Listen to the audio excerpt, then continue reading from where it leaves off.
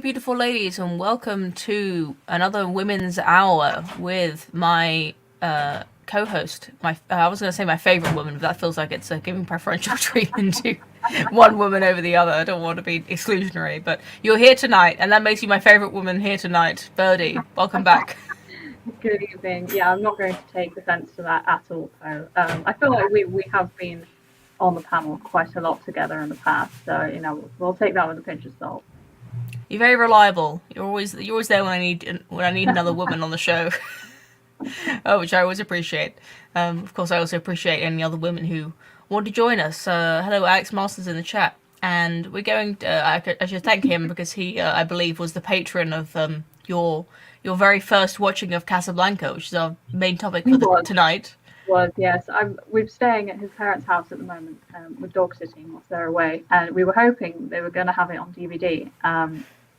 But no, unfortunately, they didn't. So yes, we had to purchase that one, but not to worry, not to worry. I hope your bandwidth could handle it. I don't know if that being out in the sticks. I don't know if your internet's just so you need to download the whole thing over a course of 3 hours before you can even watch it.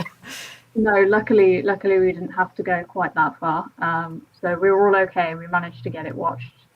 Well, before we get right into that, apparently someone's complaining about your audio, Birdie, but I guess there's nothing you can do about that. Not entirely, no. I do apologise about that. I will try speaking a little louder. But yes, I am using a different laptop today. I don't have my usual speaker, so I do apologise. Well, first things first, just got to mention that it was, I believe it was DRT is King, is the super chatter who donated to the channel in order to get this as a topic on the show for us to review Casablanca. So thank you very much to DRT is King. He is king for this show. I can confirm that he is the king of Women's Hour for the following 20 or 30 minutes while we read his super chat and analyze this film.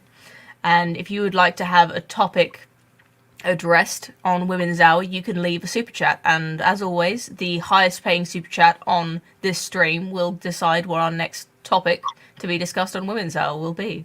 So please keep that in mind. Think about some questions. And after we finish reviewing Casablanca, however long it takes, we're going to be tackling the secondary topic, which is my own invention, which is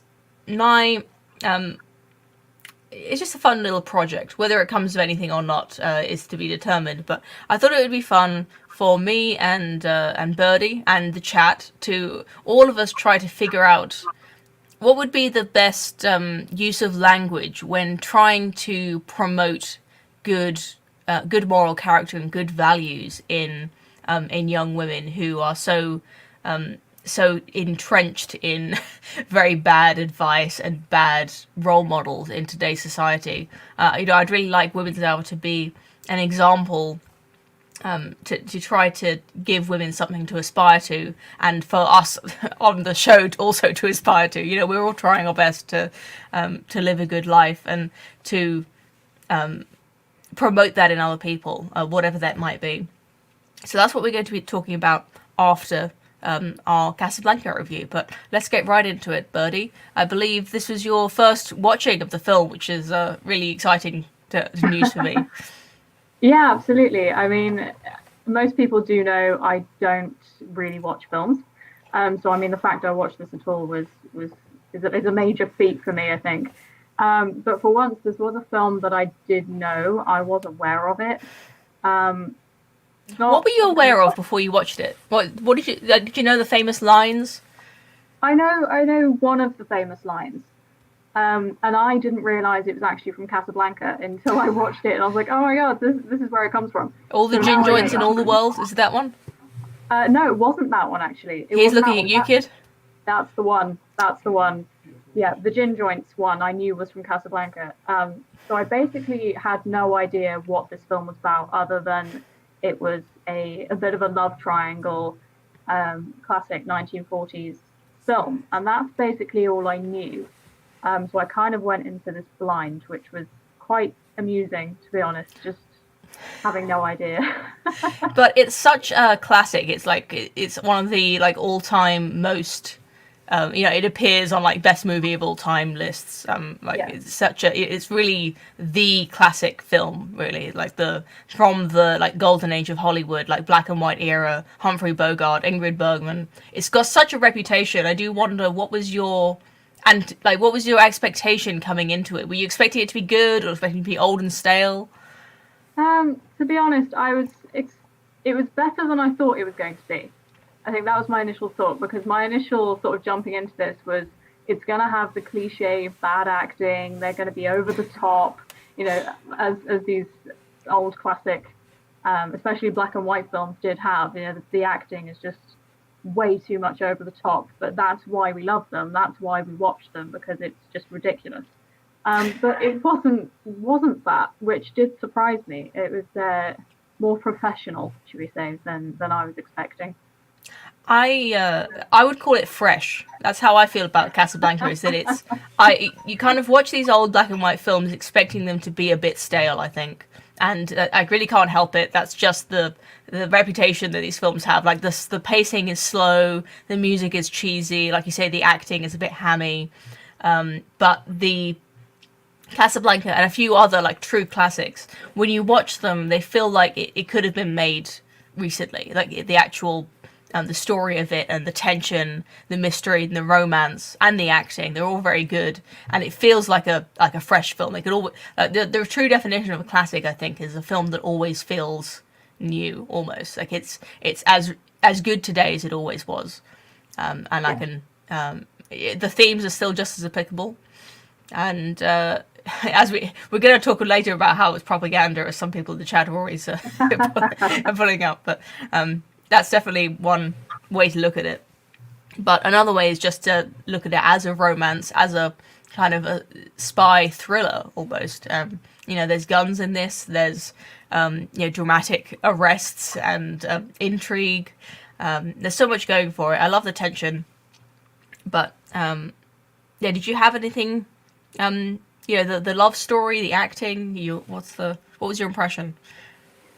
I mean, the first thing I did bring up to Alex, because he was sat next to me watching it, was that it was filmed in 1942, but it's based in 1941, which made me laugh, because obviously it was about the Americans, the war, basically everybody involved in the war. There's quite a few different countries involved.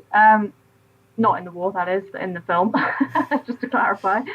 Well, it was a world war, It was a world war, yeah.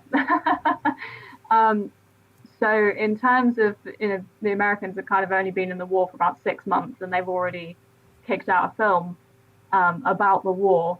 Did make me laugh, I have to admit. And they were like, "Oh no, let's make a film about the war, but let's throw in a love triangle, just to make it more interesting." It humanizes it, yeah. Yeah, absolutely. There was a running sort of joke that even in the 40s, the Italians were seen as a joke. They were just taking the mick out of them constantly. And I just thought, wow, it doesn't change. All the classic films always take the mick out of the Italians, especially if they're in uniform, which I did find rather amusing. Yeah, the Italian in this, he's got like a moustache, and he's always trying to sort of edge into talking to the important people, and nobody wants to give him the time of day. Is that a good summary? Yeah, absolutely. It's... But what about if you hadn't seen it before and you weren't really aware of the plot, what about the ending? Did that take you by surprise? Did you know what was going to happen? No, I didn't know what was going to happen. I did appreciate the ending, I think, is the right thing to say. I mean, with most films with a love triangle, they end up going off with one of them, but it's not normally the one they're still married to, should we say. It's normally the love interest or the one they're having an affair with. So actually, yeah, I was quite pleasantly surprised to find out that actually one of the lead male roles, he was actually a decent man. But I do have to admit that I was rather annoyed at So I'll try and not No, too much. it's Casablanca. We'll well be on spoilers at this point. It's like one of the most classic films of all time. It's like spoilers do not apply to Casablanca. I feel Sorry. like if you've now not seen it and you're listening to this, one, I'm sorry, and two, you need to go and watch it so you know what we're on about. But the female lead, I hated her character. I have to Ilsa. admit. Yeah, She's a bit bland, I think. She's just kind of she's got not she doesn't really do much in the film, but there's one scene where she holds a gun up, which is like the only time she actually does anything like proactive, I think, in the whole film. But she's just sort of carried along on the like ups and downs of the movie. pretty much, and it's very much she's basically just a tag along. And it's almost as if she knows she's the pretty one, and she knows that these two men are both in love with her. So now I am going to put spoilers in. So if you don't want to hear them, just put us on mute. But I was rather surprised to see that the two men, once they found out that they were both in love with one of their wives, there were no punch ups, there were no arguments, there was no, nothing like that. It was very much a mutual understanding, as if they both were sort of saying, she's a wonderful woman and all this. And I'm thinking, no, she's not. She lied to you to begin with. If she was a married woman and she lied to the man she was having an affair with. So, well, did she? I mean, she thought that her husband was dead, and that's what she said. Yeah. Right. So I think, even though she was very like secretive about what was going on, she didn't say who her husband was. No, because he might have known. Yeah, so she assumed her husband was dead. Well, it was assumed her husband was dead, but when the love interest, the love affair, asked her to marry him, she didn't really answer. Now, it was revealed later on in the film that she knew that her husband wasn't dead. She had a message through at this point that her husband was still alive. Now, why didn't she tell him?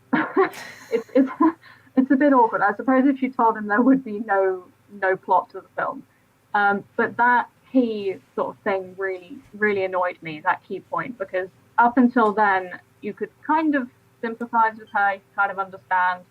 If she thought her husband was dead, she was in Paris on her own, and then this man comes along who is actually quite similar to her husband. I'm not sure if you picked up on that, Poe, but the love interest was actually very, very similar to the man she had married, which was quite amusing to myself. She's got a type, yeah.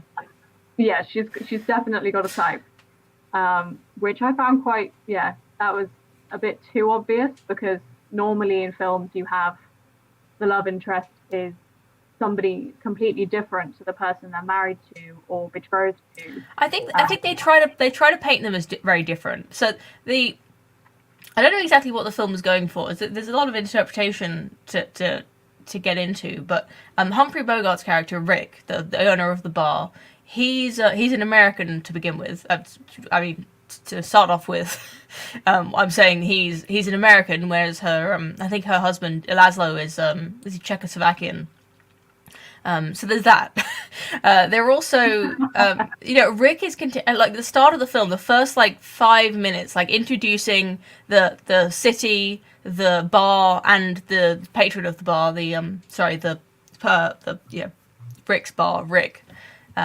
They're all introduced like quite elegantly, and everyone's always looking for Rick. Like he's the guy to drink with. Like he's the guy everyone wants to be friends with, and he's just continually brushing off people. Like he's too good for them. Like he doesn't have time. He's kind of misanthropic, cynical, jaded. You get this impression that he's a guy who doesn't really have any friends. He doesn't really like people, and that he's just constantly having to like shrug off people who like hangers on. Basically, he's got like a low opinion of all these people. And that's the kind of character you get, this sort of jaded, cynical, curmudgeon type of character. And that's contrasted with Laszlo, who's seen as like he's someone who inspires pride and motivation, morale. You know, he's like a leader of the people who's like, you know, beloved, and you know, he's very idealistic and selfless. So he was giving up his whole life to serve this cause and to you know, fight Nazis. So I think the film tries to paint these two as opposites, like you say, as they do in often with love triangles, where they are very different. But it's revealed very quickly that Rick is much more idealistic and much more selfless than he's letting on. And I kind of got the impression on this rewatch that like slightly cynical, standoffish character that he was portrayed as at the beginning is more of a kind of front. Because everybody's always trying to get something from him, he has to pretend to be quite aloof from it, so that he won't be constantly hounded by people asking him for stuff. He's got to like stand apart from people and put up this like wall. And also because of his heartbreak, of course, he's become kind of cynical about human nature to a certain extent. Yeah, absolutely. And I think especially with the heartbreak, in terms of Rick putting up this front. Obviously, he was left at the train station. You know, she was supposed to turn up, and she didn't, and she provided no explanation as to why until she turned up again in Casablanca. So, I think it's very much he didn't trust people because he'd been stood up before, so he didn't want to open himself up again because of what had happened previously, and that's something that I think doesn't actually get touched on enough in films, especially nowadays. If somebody's been hurt, you know, in a romantic way, they've been stood up, they've been quite literally left on the platform, they'll move on, and then the love interest will turn up later when they're with somebody else. That's normally how it turns out. Whereas Rick hadn't moved on, whereas she was already married. But I almost think that if she told the truth to begin with, then it would have ended up so much differently. Yeah, it was almost like if she'd have told the truth, then he might have had some closure and been able to move on, perhaps. I mean, it's kind of mysterious, and you know, you're left to wonder about it. But I think not knowing what had happened to her, and that note saying that he mustn't ask and that she still loves him, just left him with absolutely no closure on the relationship, and he wasn't able to move on because he didn't even know what had happened. Yeah, absolutely. And there was a part where Rick said that he had settled, because she questioned, you haven't settled, you haven't moved on, why is that? And she admitted that she still loved him, regardless of the situation that had happened previously. And he just replied with, I have settled. I've settled here in Casablanca. You know, I have my bar, which to me is cope. I think that's severe cope. He hadn't moved on. I think it was much of a way of running. If I were to read in some symbolism, which is something I'm not really usually would do, but you know, Casablanca, the place, it's a kind of in-between place where these refugees are stopping off on their way, trying to get to America. These people are all, you know, they're all at a loose end. You know, they're all just trying to get somewhere. Nobody's settled in Casablanca. Nobody wants to be there. It's this kind of purgatory where everyone's trying to get somewhere else and nobody actually wants to be there. But Rick is at that point in his life where he's not able to move on. He's just kind of stuck in this in-between place, literally and psychologically. Yeah, there you go. That's my A-level film studies essay on Casablanca and the significance of the setting. Yeah, no, I completely agree with you, Po.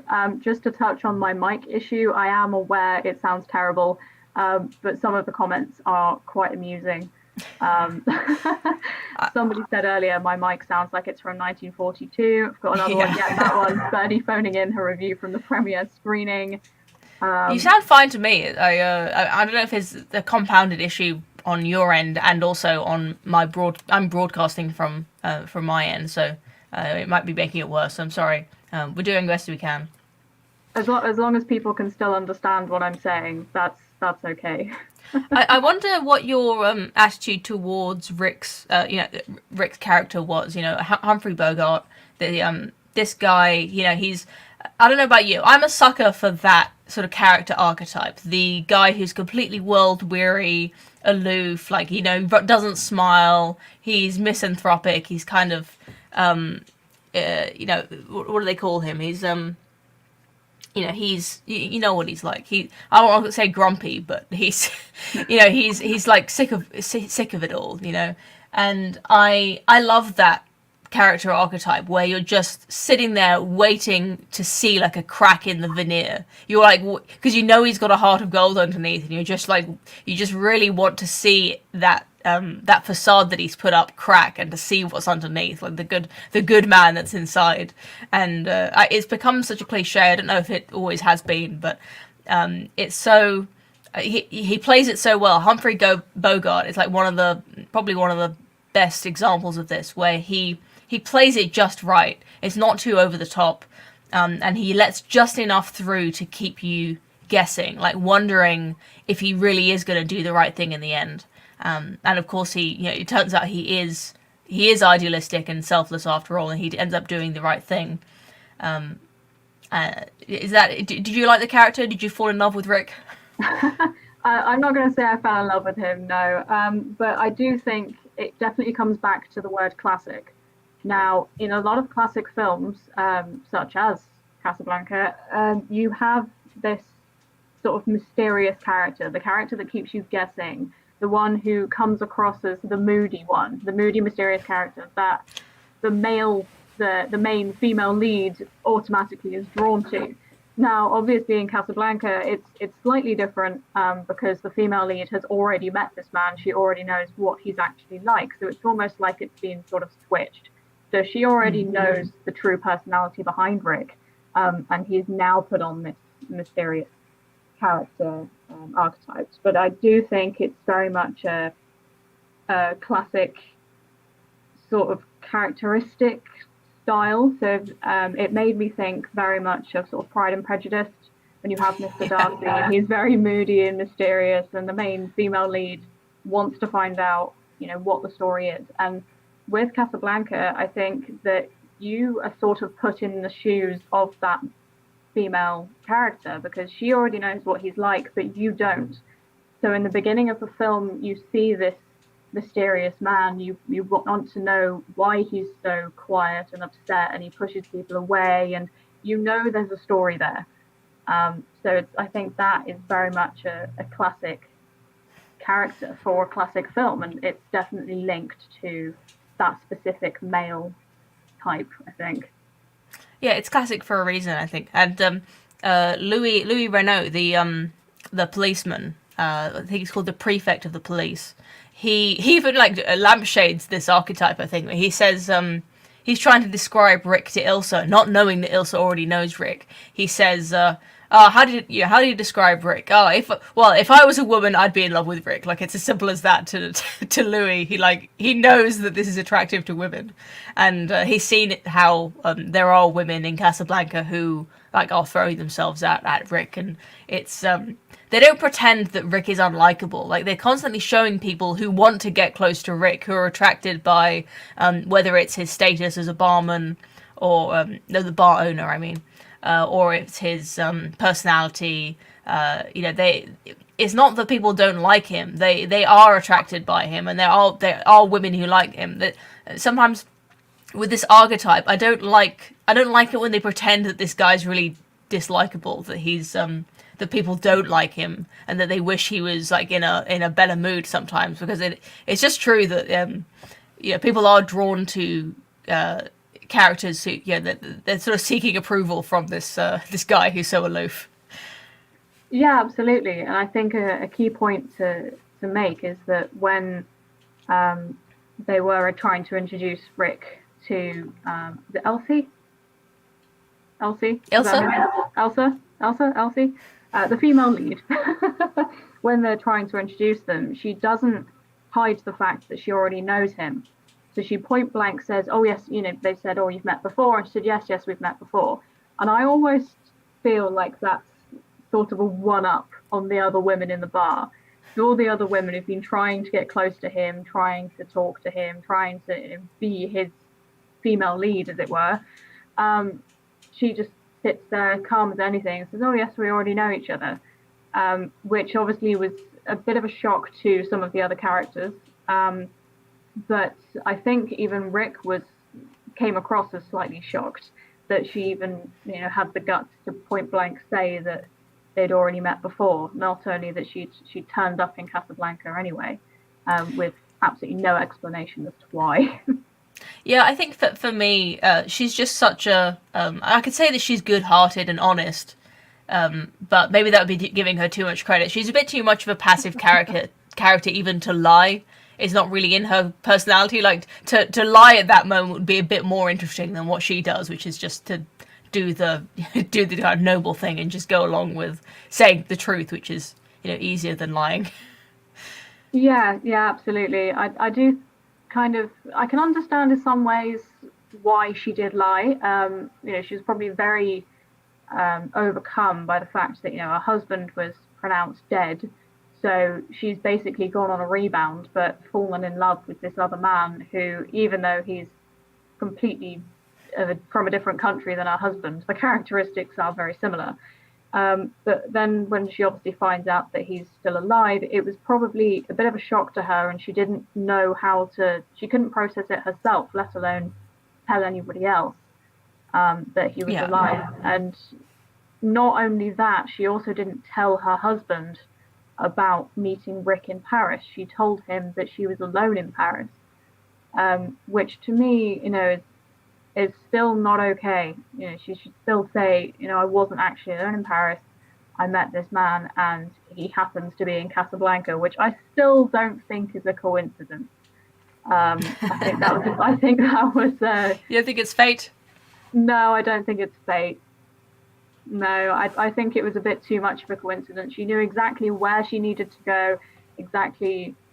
Like, how did she know that he was there?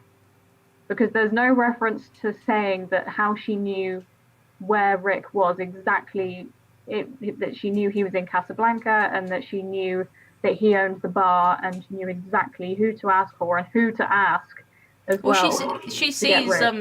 She sees Sam on the piano, and then that's when she's shocked, and she realizes that if Sam's here, then Rick must be there too. I mean, the place is called Rick's, so she probably put two and two together. But I mean, it's kind of described like if you want to escape Europe, you have to go.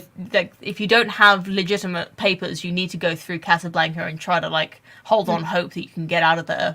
And if you're in Casablanca and you're not a local, if you're an expat in Casablanca, you have to go to Rick's. Like, this is the hangout spot for these types of people. So even though it is a bit of a coincidence that they end up bumping into each other after all these years, miles and miles away from where they first met, there is a kind of logic to it. Like, eventually, because of the war, everybody ends up coming through this place. So I kind of buy it. Before we get off the love story element, I did want to say I think that the romance of this film is so captivating, and it sort of haunts your mind after you finish watching it. I think the reason it's become such a classic is because of the love story, and I wondered if you agree with me, but I think that perhaps having that not quite unrequited, but that tragic ending where everybody does the noble thing and they end up not getting together, right? That kind of lovesick ending where the characters don't get what they want. That's what makes it truly lasting. Like, it lasts in your brain. Like, it's kind of nagging you after you finish watching the film. You didn't get to see the culmination of this relationship, and these two people live happily ever after, and so it kind of niggles at you. And I think it makes the story last for you in the same way that other classic stories, like I wrote down Romeo and Juliet and Titanic, are two of the most famous sort of love story tragedies that people really, really love these stories. Mm-hmm. Do you think it would have been as impactful if they'd got together, or do you agree with me? No, I think I do agree with you. It does sort of leave it open. Kind of to think for yourself, really, because obviously they don't get together in the end. But I do think from a woman's point of view, watching this film, I have more respect for Rick towards the end, because I do think he did the noble thing. You know, he understands that this woman is married and he respects that. And I do really appreciate the fact that he made that decision. And not only that, is he actually spoke to her husband as well. There was no punch-ups, there was no fight.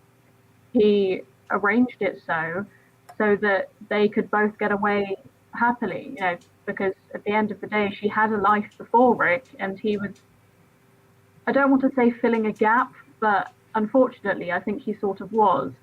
Obviously, as we said earlier, she thought her husband was dead, and then Rick came along. So call it convenience or coincidence. He probably felt that it might have actually been best that they didn't stay together because she did have a life beforehand, and Yeah. he feels that after everything they've been through, you know, running from various people, jumping from country to country, they've finally made it. They've made it through, and not only have they made it through, Rick makes sure that they make it through together, which I think is a very noble thing to do.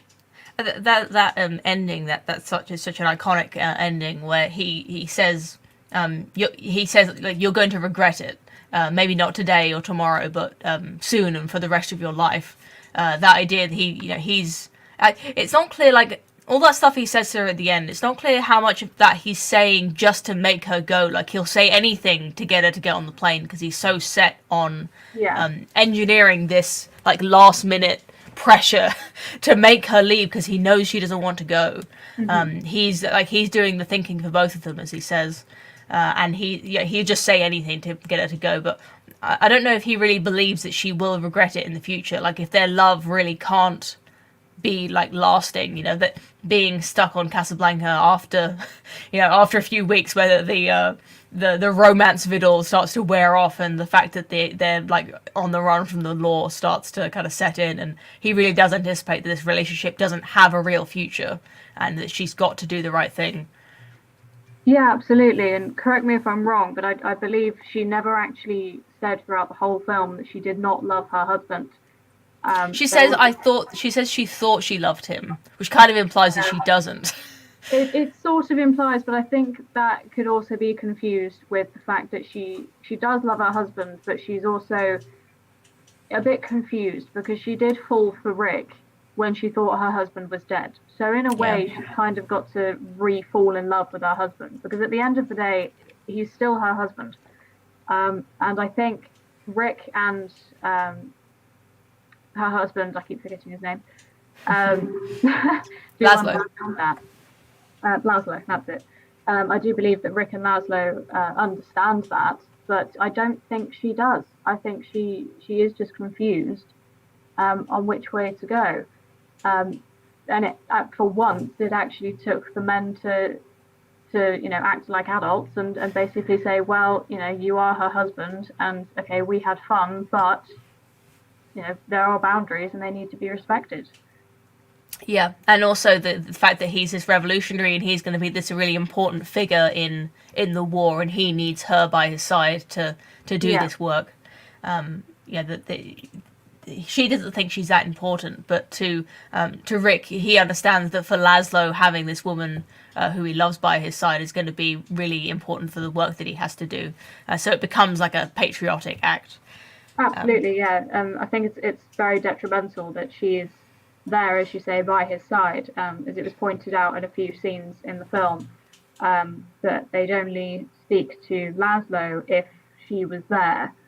So in having, serious conversations or trying to get the papers, etc., they would only do it if she was in the room, not anything else. She was always a key part of all the conversations.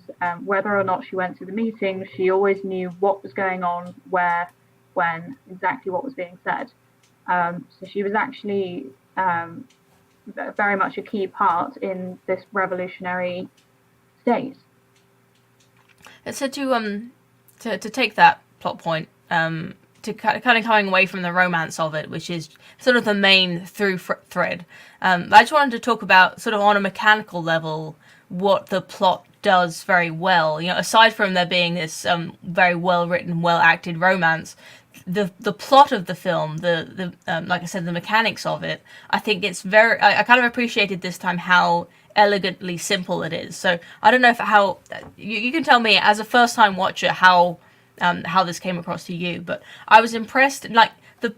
I was impressed by how quickly the plot device of these papers, the transit papers that will let two people who are as yet unnamed, like any two people, leave Casablanca and go to Lisbon, basically to escape this purgatory and finally like start their lives again. Right at the beginning, like, the very first scene is about these papers being stolen, and who has the papers and who is going to get to put their names on these golden tickets and leave Casablanca for good, like effectively legally. Is set up right at the beginning, and that one plot device is carried every single scene. It's the papers, the transit papers, like leaving Casablanca. That's all of the stakes for the entire film. Everyone wants to get out of Casablanca. Everyone wants these papers.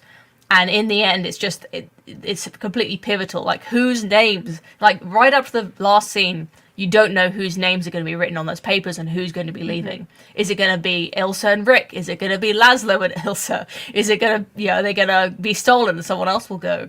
Who's staying and who's going? There's two papers and there's, about 5 main characters who could conceivably leave. And I found that really elegant. The plot, the film isn't about the plot, it's about the characters and the story. So keeping those plot devices as simple and as easy to follow as possible, I think makes it a really strong script. Yeah, no, I definitely agree with you there, Po. For somebody, as you say, who hasn't seen the film before until today, I have to admit I was initially looking for the main characters. As soon as the film started, I was looking for the love interests. I was looking for the lead female, sorry, the lead male. That's what I was looking for. So initially, when I saw these papers being handed over, stolen, etc., people being murdered, I was sat there thinking, what is this film actually about? I thought it was a classic film about a love interest, but it does have a deeper script. But as you say, it's not a difficult script to follow. I will say that the dialect is very fast. They all do speak very quickly, and they do say a lot in a very short succession. So it is a film you do have to listen to. Now, I am terrible at watching films, as we know. I can't sit and listen to a film or watch a film because I lose interest regardless of what it is. I did manage to sit through this, but there were parts that I missed. There were parts I didn't listen to, but even then, I still managed to keep up with the plot because, as you said, it is the main plot about these papers. Who is going to get out of Casablanca? That's the main plot story. Who's it going to be? The love interest is kind of just added onto that. I wouldn't say that the love triangle is actually the main plot story. I'd say the main plot story was actually about the papers. Who's going to get out? Well, it depends how you look at it, because it's like no one's going to write a movie going like, I really want to write a movie about transit papers. Like, that's not why the film was written. No. They wanted to write something about the war and about love and about patriotism and basically propaganda for America joining the war to make it seem like doing the noble thing in the face of self-sacrifice. That is the headline for the film. The papers is just what moves the plot along. Yeah, definitely. I think, but without these papers, the film wouldn't work. Yeah. If you take these papers out, yes, you'd still have the love triangle, but there would be no plot there. There would just be a story about a love triangle, and it wouldn't go anywhere. You wouldn't get your answers. But with these papers, you get the answers and you get an ending to the film. I wouldn't say it was a solid ending because it does leave you to think, what happens next. But even so, I'd say, yeah, you couldn't have the film without the papers, I don't think. I also wrote down, one of the observations I made is that part of this sort of propaganda angle, this idea of self-sacrifice and doing the right thing, it's not just in this main plot, but every single character with the exception of the Nazi who's murdered.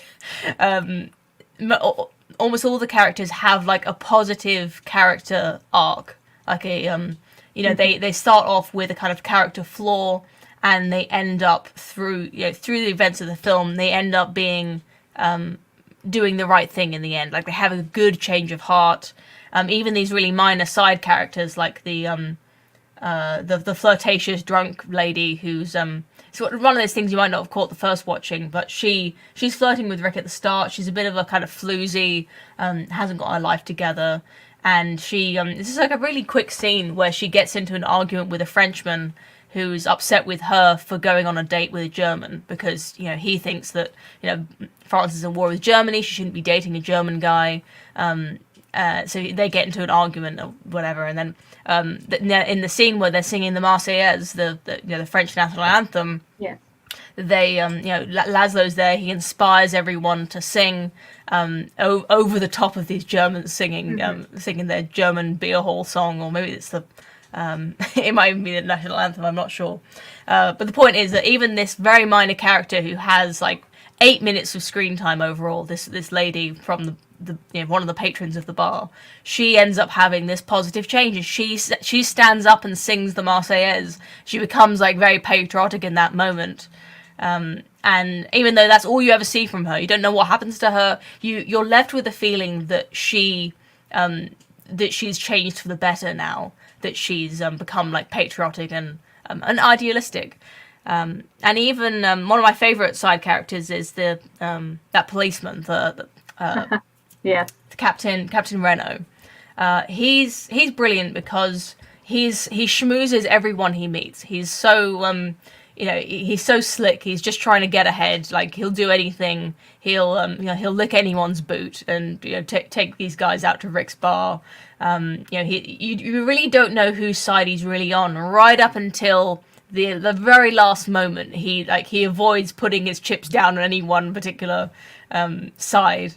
And in the end, you're kind of left guessing, like who exactly is he going to support? Is he going to help Rick, or is he going to try to arrest Rick?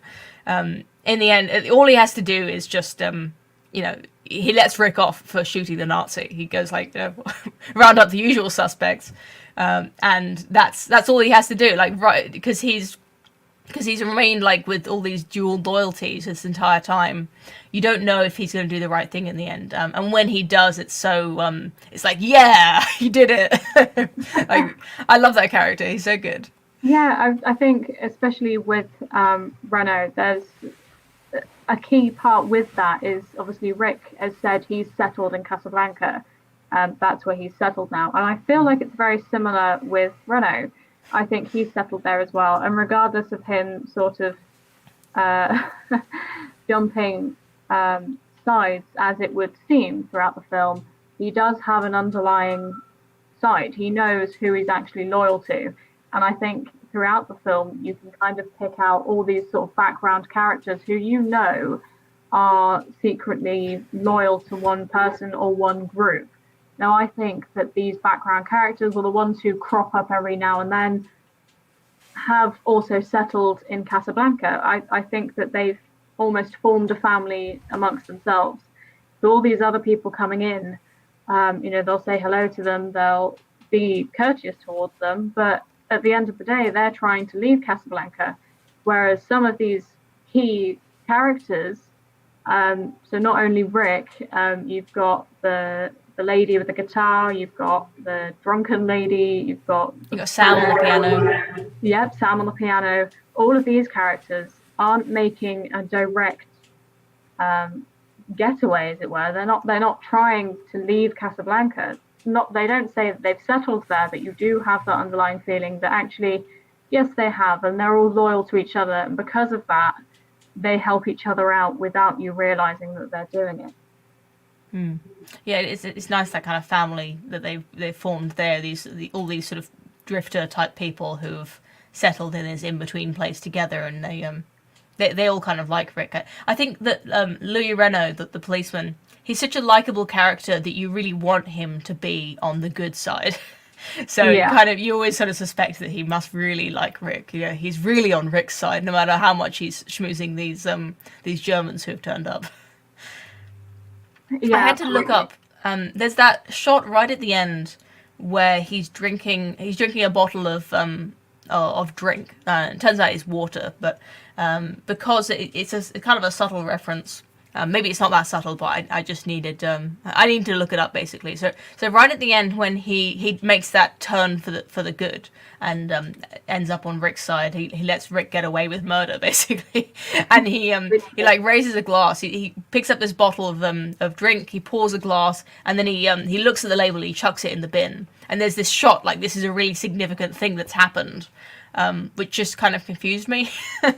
So I looked it up, and it's the water is from Vichy, which is a region of France that I believe wasn't loyal to France. It kind of surrendered to the Germans immediately and basically was seen as traitors by the rest of France. So for Louis Renault, who's a Frenchman, he's like dismissively throwing the Vichy water in the bin as if to say like, you know, screw that, like screw being loyal to Germany. I'm a revolutionary now, like vive la France.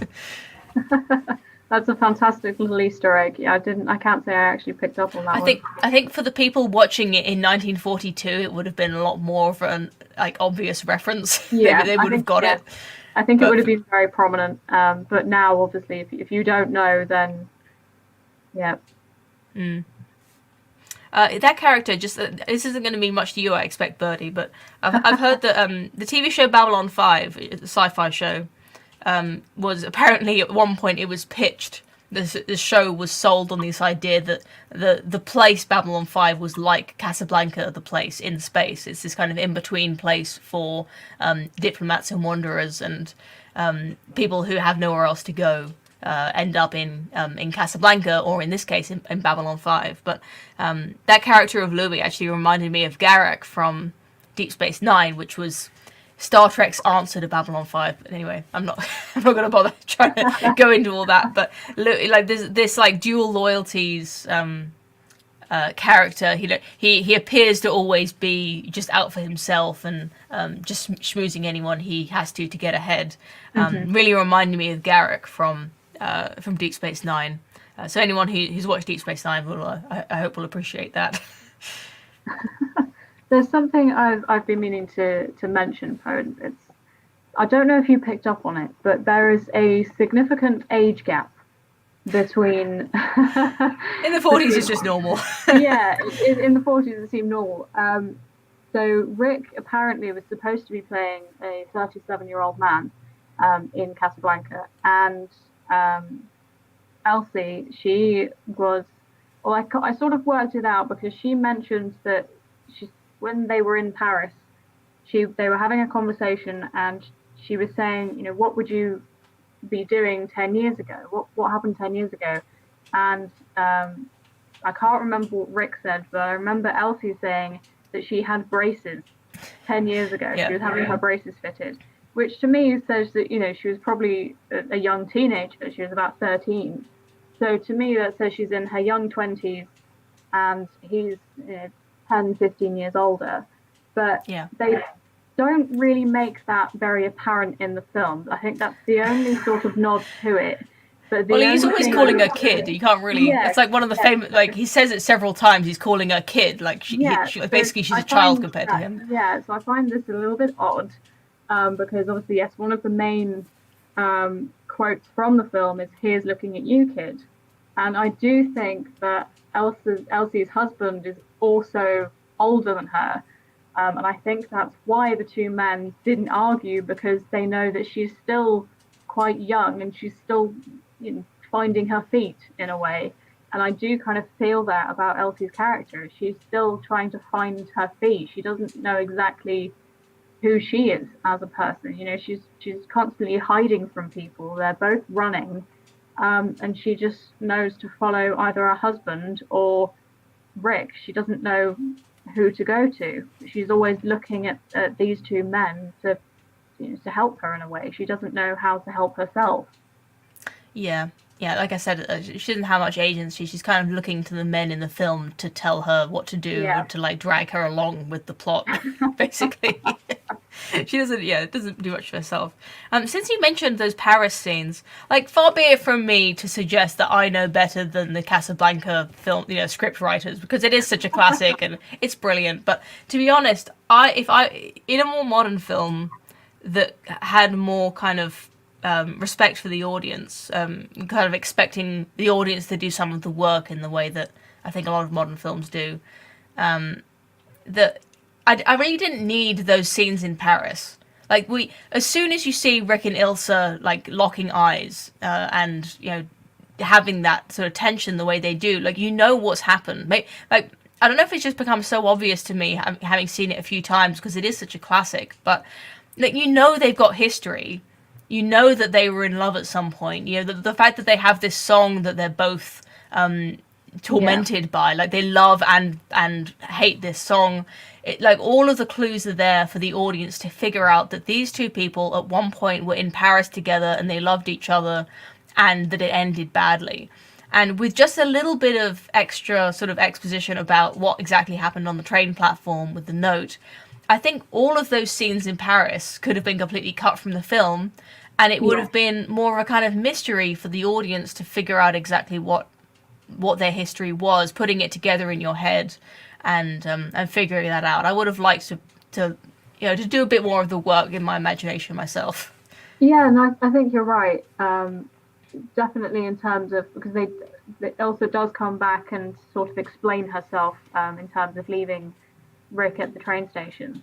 So I do think, yeah, they don't really need those scenes back in. They do the classic screen jump back in time. It goes fuzzy and everything, to show that what happened in Paris. Yeah, I do agree. I don't think they need it. You can work out yourself. It's very obvious when she walks into the bar, and as you say, they have the same song. She already knows Sam, the pianist. She knows if he's there, then Rick's there. And when they first see each other again, after a long time, they don't really know what to say to each other, and it's very much a what are you doing here sort of attitude, which already gives you that sense of mystery and why don't they want to see each other sort of attitude. I've had a lot of comments coming up about the age gap. No, I am not bothered by the age gap. I mean, there's an age gap between myself and Alex, for those who've met us. The mystery is still there because people still haven't clued on what my age is, which is quite amusing. But no, I'm not against the age gap. I just think it's a very large plot point in the film, because they do, obviously, one of the main quotes is "Here's looking at you, kid," and I think it does point to the fact that Ilsa is still, behaves slightly childishly when it comes to her love interest. She doesn't know what to do. She can't quite make decisions for herself yet. Just to clarify that. Just one more note on "Here's looking at you, kid," because it is so iconic, like as a quote from this film. I was talking to my mum about this when I told her I was going to be talking about Casablanca, and I don't really know what. I've got to be honest with you. I don't really know what "Here's looking at you, kid" means.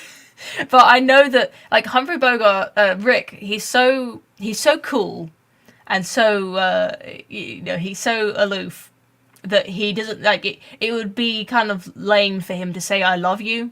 Kind of in Star Wars, where I don't know if you've even seen it, Birdie, but I'm gonna say it anyway.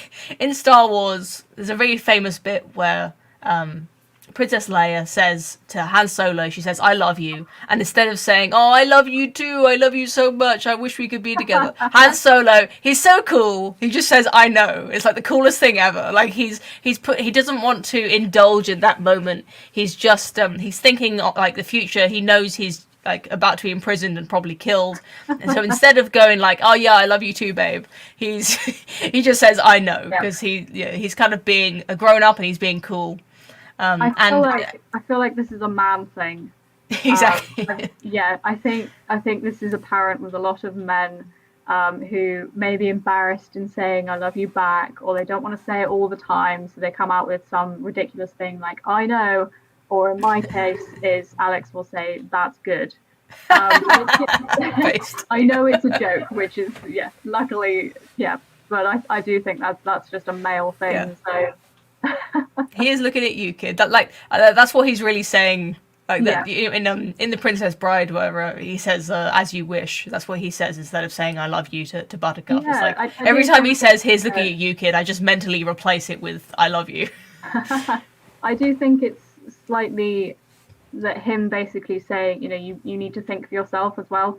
So when he's saying "Here's looking at you," she's basically telling her to start thinking for yourself, and basically you need to think of your future now. So here's looking at you, kid, in terms of look at your future, where you're going to go, because he's basically saying you're still young, you've got your future ahead of you, so you need to know where you're going.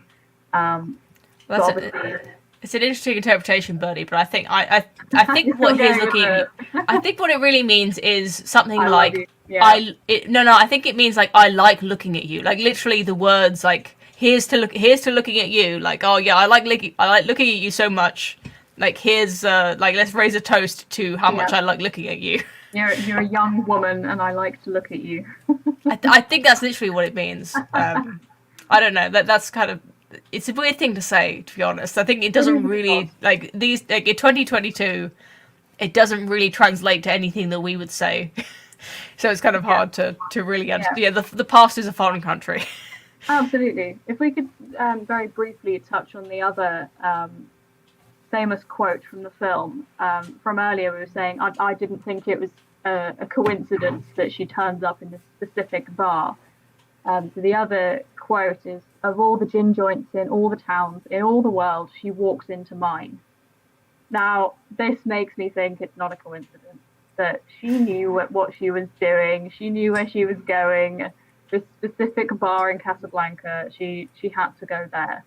Obviously, there wouldn't be a plot point if it was purposefully done. Obviously, with the film, it is purposely done, but if she'd actually physically made that choice to go there. But I still think as an underlying, if this woman was real, I do think she would have probably tried to find him. Okay, well, I'll let you keep your interpretation of it, but I still think it was. I still think it was an unfortunate sort of tragedy that this random bumping into each other. People do bump into their ex, even if it's in a weird place. I'm doing well so far. Let's not jinx it. I'm more or less exhausted of. We've talked about this for almost an hour, which is much longer than I thought we would. Love the film. Any other thoughts before we put it down? I think we might have to actually put our secondary topic to bed for for another week, which makes the title of this stream completely nonsensical now. But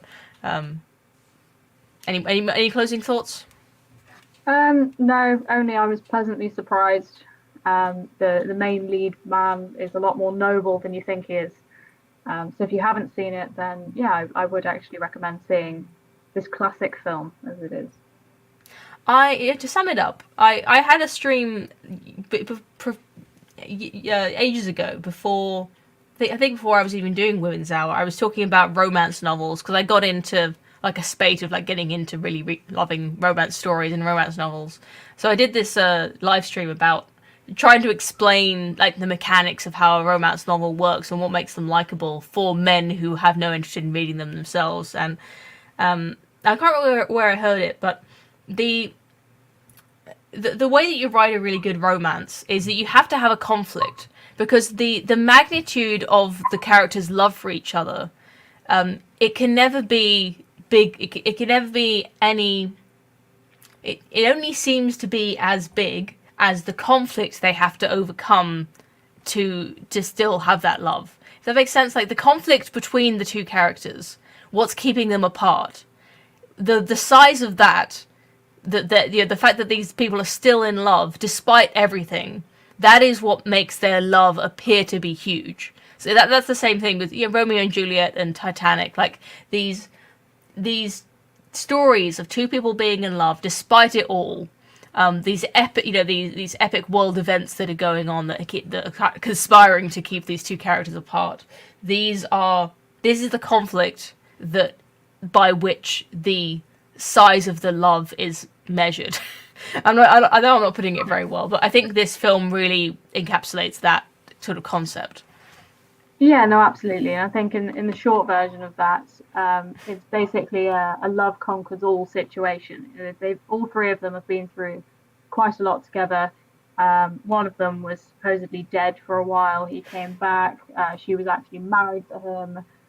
The other one is struggling to move on, etc. So everything they've all been through, once again, love conquers all, which I think is key in a classic film. With a classic film, you've got to have a love conquers all situation to make it classic. Okay, and with that, I think we'll call that a show. I think I didn't see any super chats, so I think this might be the least profitable episode of Women's Hour that we've had for a long time. But thanks everyone for watching anyway, even if you didn't feel like donating. And we'll get to decide our own topics in the future, which is great. We'll get to talk about whatever we want to. Well, I think we've already pushed the topic forward for next week. So yes, indeed. And thank you very much. Thank you very much to DRT is King for sending a super chat for Casablanca, because I think we both enjoyed rewatching it, and I certainly enjoyed talking about it. And thanks everyone for watching as well. Have a good night. Have a good weekend. Bye bye.